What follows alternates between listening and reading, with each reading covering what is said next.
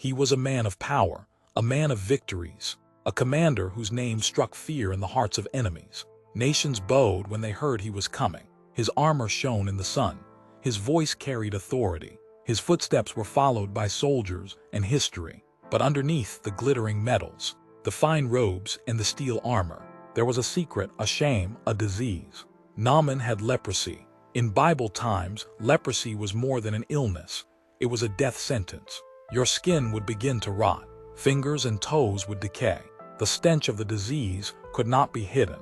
And in most cases, the afflicted were cast out, isolated, cut off from the world. Yet Naaman, commander of the army of Aram, was still fighting wars, still leading men, but with a quiet desperation in his heart. All his victories could not heal him.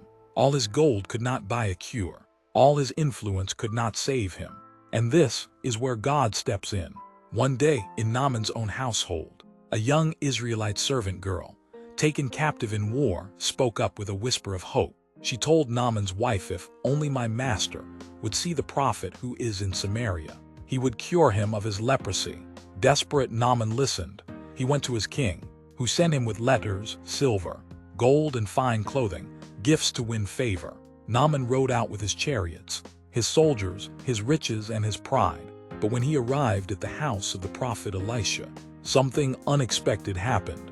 Elisha didn't even come to the door. Instead, he sent a messenger saying, "Go, wash yourself 7 times in the Jordan River, and your flesh will be restored, and you will be cleansed." Naaman was furious. Wash in that dirty river.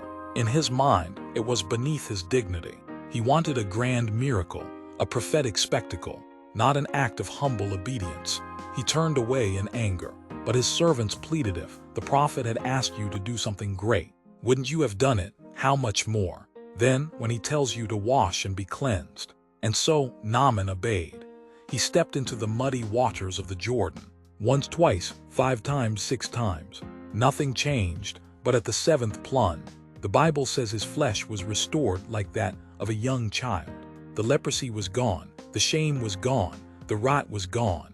Naaman learned that the power of God moves through obedience, not pride. The miracle wasn't in the river. The miracle was in the surrender. And maybe you carry something you cannot fix, a sickness, a secret, a shame. Maybe you've tried everything, but the answer feels too simple, too humble, too beneath you.